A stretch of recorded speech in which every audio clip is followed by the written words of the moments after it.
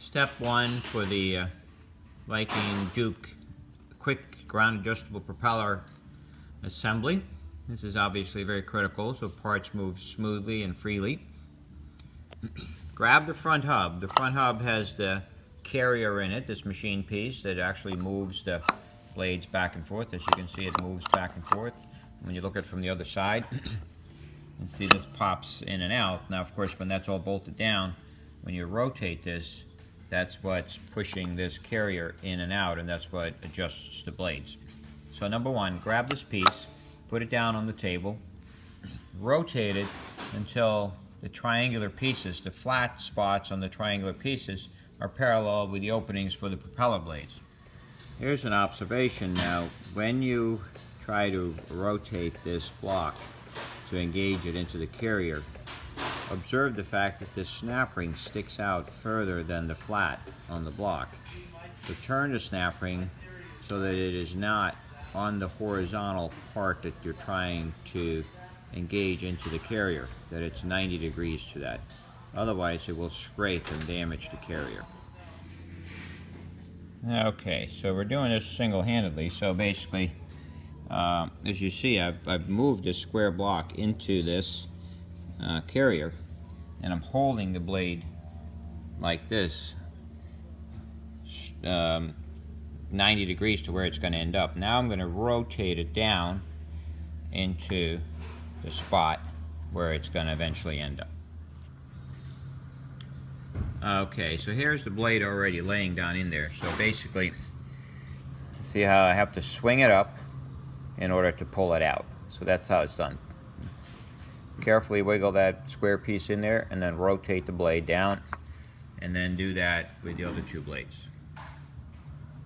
Next, you're going to install these collars for strength. They come machined at one end, so we put it with the machined end up, and just install all 6 all the way around. Once those are in, install your shims, which are going to be out of carbon fiber. There's 3 of those that go on. And follow on there, you have your aft cover, which is right here. It has a fiberglass bearing in it, which is radiused on one side, very, very important. The radius goes down towards this radius in the machined part, like this, and the straight part goes up. And you're ready to then install the top, which would be the back. So I just install it like this, and align the bearing in the middle, and just wiggle the part down. Once that's done, install your hardware around the edges from the front to the back. The hardware will have washers with knurls on one side, which is, they go towards the head of the bolt and then also towards the head of the nut. So that goes there, and then of course you're going to put your washer on, and then you're going to put your nut on, and then just torque that down to 200 inch-pounds. Now once that's all done, of course don't forget to align the shims as you're working your way around all 6 bolts, all 3 sides.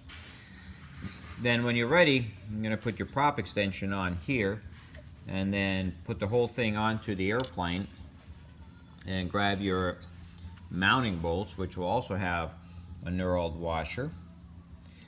Align the holes here with the holes in the propeller by rotating this a little bit, and then you can bolt this down and tighten it to the airplane, also at 200 inch-pounds. Now in order to adjust the propeller, just grab a Allen wrench, 6mm, it might be 5 actually, and then rotate the center screw. Rotating in clockwise will increase the pitch on the blades. Rotating counterclockwise will decrease the pitch on the blades. Half a turn is a couple hundred RPM, so it doesn't take much. When you back it off, you'll see this actually starting to leave. It'll start backing off from here, and of course that's too far. So yeah, So just set it, turn it in until you see a little bit of movement on the blades, and then run it up until you have a static RPM of 4,800 to 5,000 RPM, and that's good for the first flight.